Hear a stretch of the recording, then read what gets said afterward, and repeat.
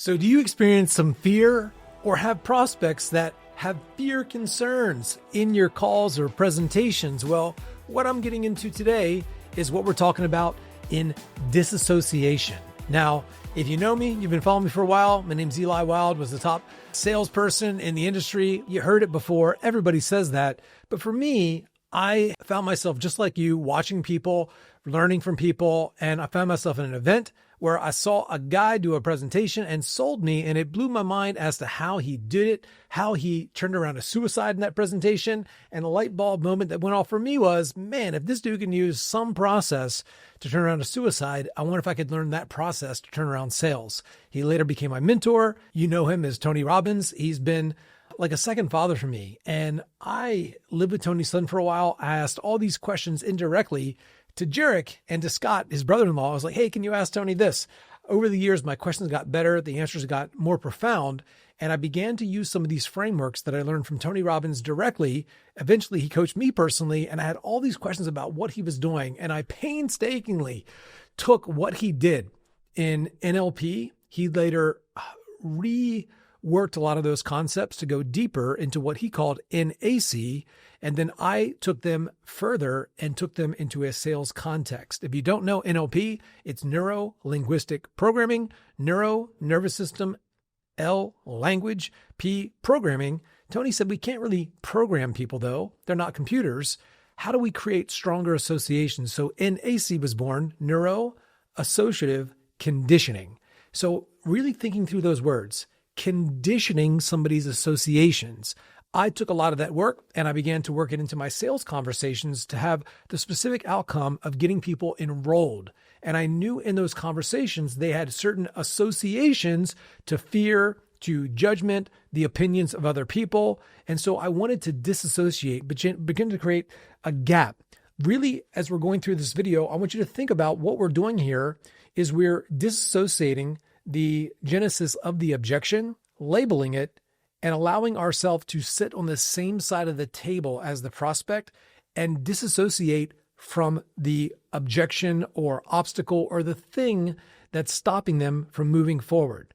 So first insight I want you to get, what we're doing is we're disassociating the pattern, the thought, the behavior, the belief, the mechanism from the person, labeling it, sitting on the same side of the table as the prospect, objectively looking at the thing together and making decisions now that are aligned with where the person wants to go, having disassociated away from the pattern of thought, feeling, and emotion, or what simply we're going to label the mind. And so what we're doing here is creating a pattern where we're separating them from the thing that's keeping them from moving forward. Got it? That's disassociation. And so I want to just break down some examples here. This will be a little bit different than I usually do it just talking. And I pulled up some content from one of our courses. I actually just taught on double disassociation. That's a doozy. So before we even get into that, I want you to understand, first of all, maybe rewatch what I just covered. And I want you thinking as you're doing your calls or presentation, thinking through what are the limitations that keep somebody moving forward with your offer. And how do we begin to create a process of understanding how to disassociate them from that? There are countless ways to do it, but just this alone, like if you really get this concept of what I'm talking about, your sales will explode and people will align with you to have really in-depth, aligned, honest conversations about their blockages because you've aligned with them to really get the pattern outside of them where we can both look at it objectively. So with that said, somebody might have a process where they're in a pattern of fear because it's a big investment. Something has come up for them. And before I even give you the language patterns here, a great label that you can think of, that's a great segue to this that I'm not going to go into in these patterns. But what you're recognizing here is that somebody has a pattern of fear. And so the first thing you can do is simply minimize it.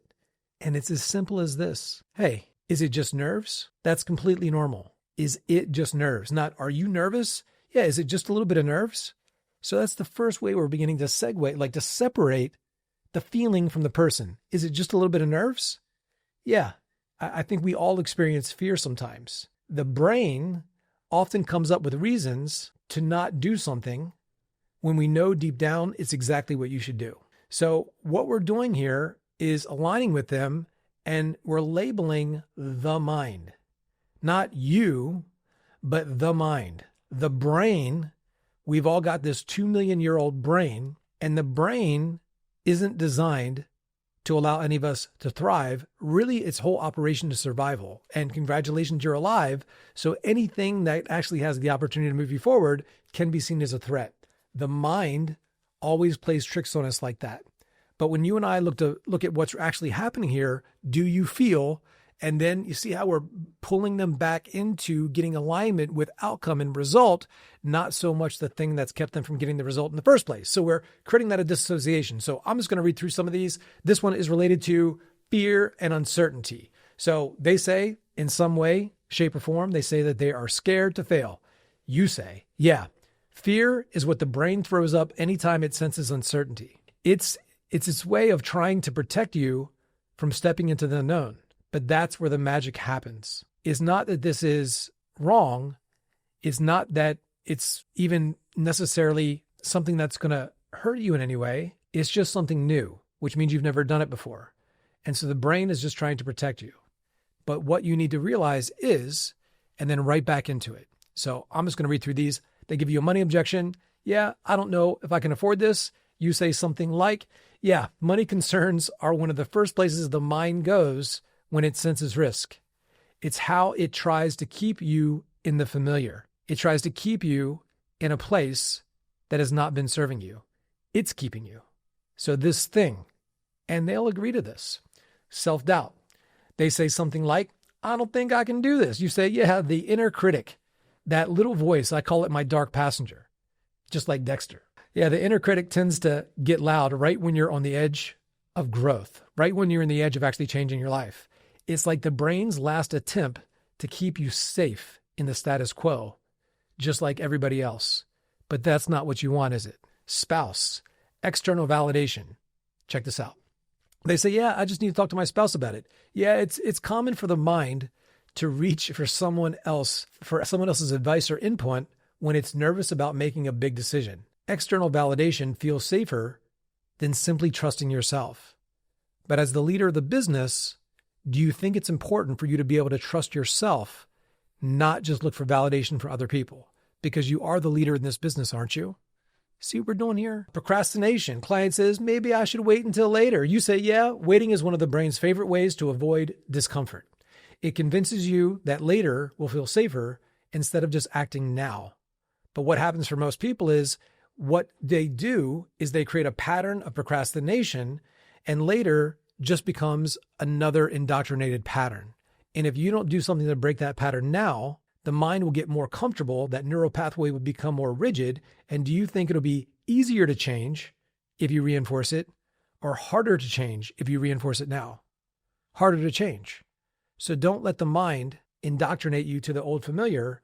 This is an opportunity for you to step into not only the unknown, but step into the next version of your growth, because that's what you want, isn't it? See what we're doing here? Identity objection. Client says, yeah, I'm just not the kind of person who does this really quick, whatever. The mind loves to cling on to old identity labels. It's just like a defense mechanism to keep you in the version of you who already knows, but you know what that path is like. And you didn't come here to this call just to remain where you are, did you? So what do we need to do? And then you redirect it. They might say I'm coaching a speaker to do a big presentation. They say something like, I'm feeling really anxious about this presentation. You say, yeah, anxiety is just the mind's way of protecting you from a potential embarrassment, even when the actual risk is minimal. No one ever died by speaking, but you do need to be prepared. And that's why we're on this call. Boom. They say something like, I keep procrastinating on this project. Yeah, that's just the brain's avoidance system kicking in. It creates resistance to tasks that feel overwhelming as a way to preserve mental energy. And so, disassociation. They say something like, I feel so overwhelmed by everything I need to do. You say, yeah, the mind tends to amplify stress when it perceives too many demands at once. It's like an overprotective alarm system that gets triggered easily. It does that. So disassociation. I'm having doubts about whether I'm good enough for this job, for this role, for this thing. Yeah, imposter syndrome is really common. The brain often questions our capabilities as a way to prevent us from taking on challenges where we might fail. Boom.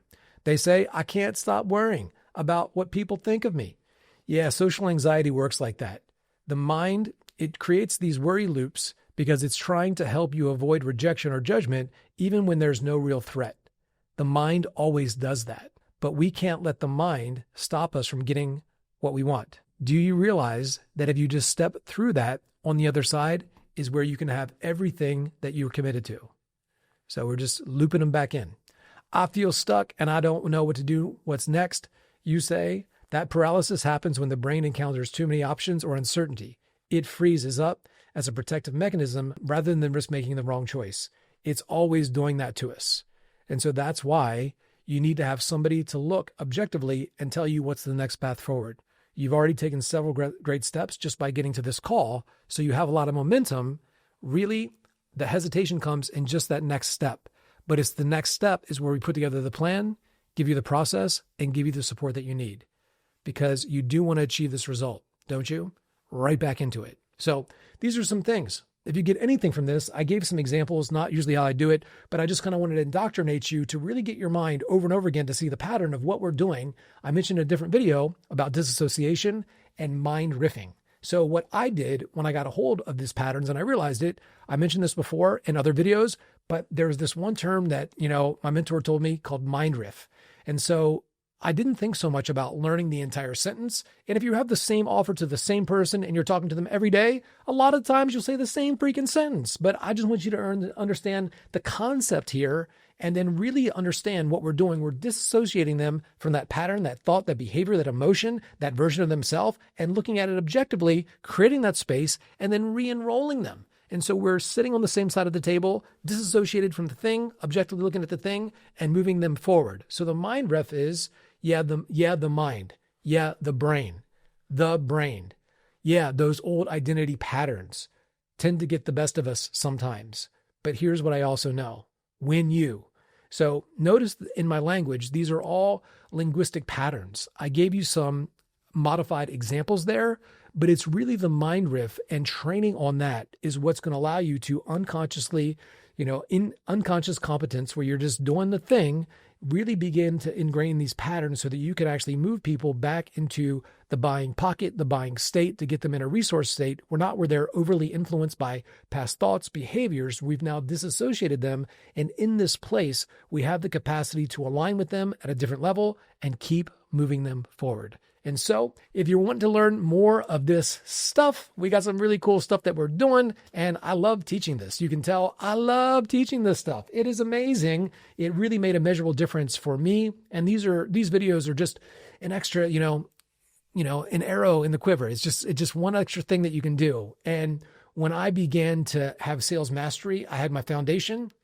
And then I was always looking for these little things that I could do, partly because one, it made me better, but also it made sales fun for me. Like, I'm going to do this thing, and I would show people my call or like, hey, I did this thing. Here's where I did that. And it brought a different level of engagement to my presentation. And so if you're presenting, you're selling, things are a little dry, you're looking for some techniques or a mindset shift, you'll see down below, I do these events, these 3-day sales mastery challenges where we get into it deep and it's a heck of a lot of fun. And I'm sharing with you things that you can do in your sales calls and presentations. We mainly focus on presentations, but these frames work anywhere. Try them on your family, try them on your friends, try them on your sales call, and I guarantee you will see a measurable difference in your sales when you use them effectively. So that's it for next time. Check out the links down below, and I hope to see you very soon.